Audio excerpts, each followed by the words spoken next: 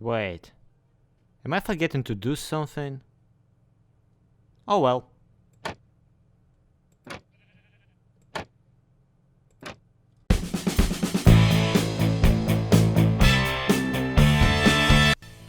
Hey yo pretty people, welcome back to FullStack. My name is ZloYxp and today I'm very excited.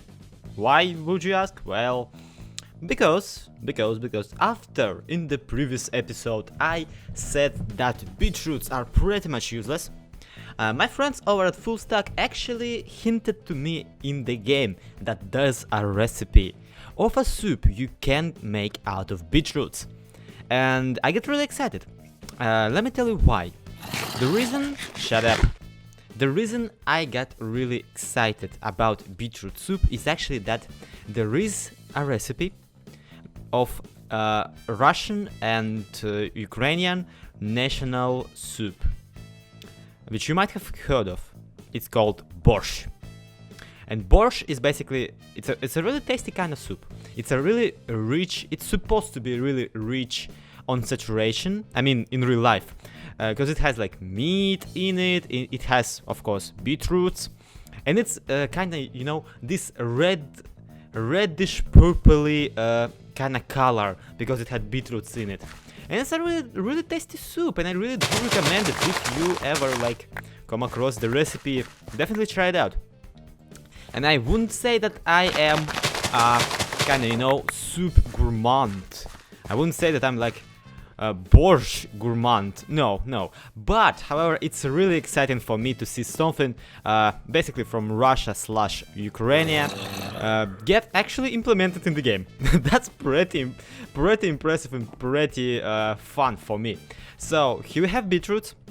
I don't know what else will we need to cook the thing, but we definitely should try it. So let me quickly Google the recipe and I'll be right back. Are you bloody kidding me? No, really, are you? This here, is that borscht? It's not even a beetroot soup. A beetroot soup would be like a regular soup with some beetroot in it. This here is beetroot mash in a bowl. Yep, tastes like my old socks. Please don't ask me how many socks have I eaten. Today we need to get an alternative food source. Alternative to that freaking beetroot farm. Because as cool as beetroot might be, as cool as it is to have basically new foods in the game, yeah, old foods are just that much better. So today, everybody, we are gonna go hunting with bots.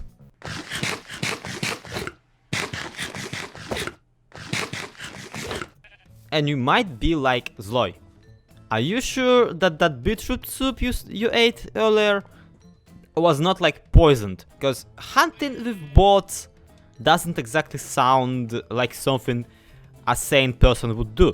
And I do agree. But they changed how bots work in this game. First of all, I know you probably already know that they actually look different, and you probably already know that they can be controlled on land now, and you probably already know that ships and basically any mobs except for maybe squids can now get into bots. Finally I can go adventuring with my ship. But yeah, really, that's not even the best part. The best part is that you don't have to farm slimes, because slime is kind of, you know, that resource that's really hard to come by, unless you're like me and you live in a swamp. And you don't have to farm wheat to get your own like animals, and you don't have to rely on like animal AI. You can just plop a bot, get into a bot, and take your ship with you. And that's not even the best part. The best part, players and mobs in a bot do not receive any fall damage. I know, right?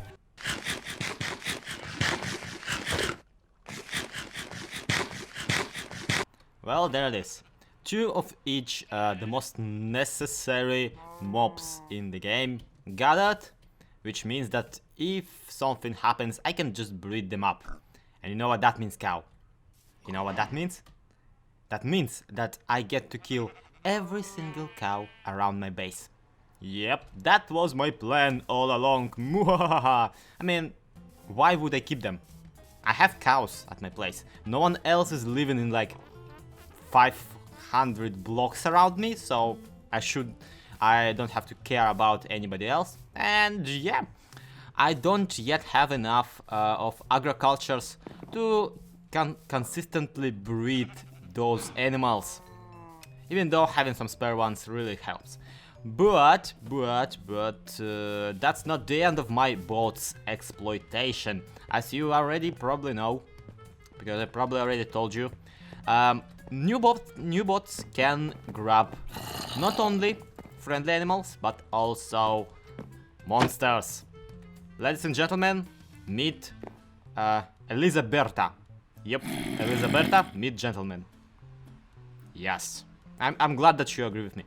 So, Elisabetta is a secretarian of Miners Guild.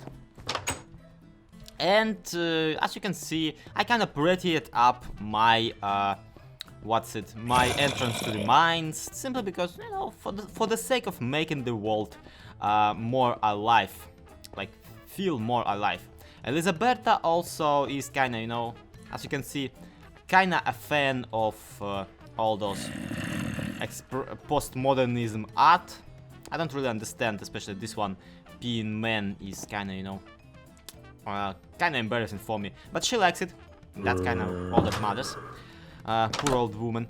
Yeah, I also added this bit where I really want to build some kind of, you know, small storage thingamajig, where I will store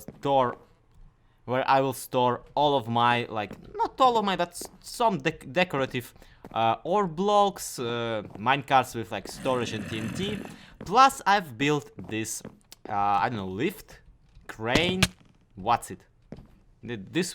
I've built it, and it now transfers item from the bottom, like from the ground, up to the mine entrance. But to misquote a well-known sci-fi series, I wish to go on building it. So roll the music, guys. Let's get that time-lapse going.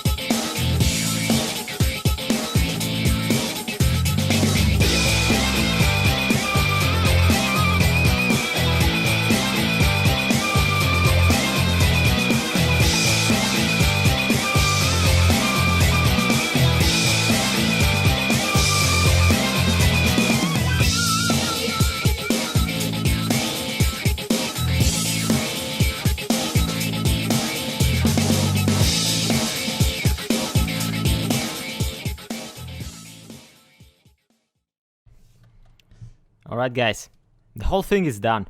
Check it out. I absolutely love it. Absolutely love it. And the nice thing, well, not kind of nice, but more like a interesting trivia note on that time-lapse, is that it was basically filmed for one and only reason. My throat hurts. Yes guys, right now I'm sick. I know you cannot exactly tell by my voice, but I don't know what but something inside my mouth is really hurting me. It's not teeth and it's probably not glands, but I don't know what. So yeah, it basically hurts for me to talk and to eat, which really made me kinda sad and made me pretty much unable to finish recording this episode yesterday. But I decided to do this time lapse and I absolutely loved doing it. I absolutely loved the music that I used and absolutely loved the buildings that we ended up doing. And let me actually introduce you to them. First of all, this tower right here is supposed to be a kinda, you know, a way of transportation upwards from the very floor of the swamp. I decided that I will not really build that much on the swamp, instead building upwards like 5-10 blocks from the ground. Simply because swamp grounds aren't exactly known for being reliable, which means that people, even if they decided to live here simply because the mines underneath this mountain are rich and plentiful, simply because of that, they still didn't want to build their houses, well, to at least walk the swampy grounds. And they built the houses like this, with mighty stone fundament, and then the house itself. So that's one thought that I had. Second thought that I have was that I really want some animation on this place, which is why I added those minecarts running around, triggering some stuff. I will definitely add some more minecarts and some more rails to it. And I also added this receiving point for the crane. Like, this is where you can kinda restock the crane before sending it out upwards or downwards. So that's a plan. I absolutely love it.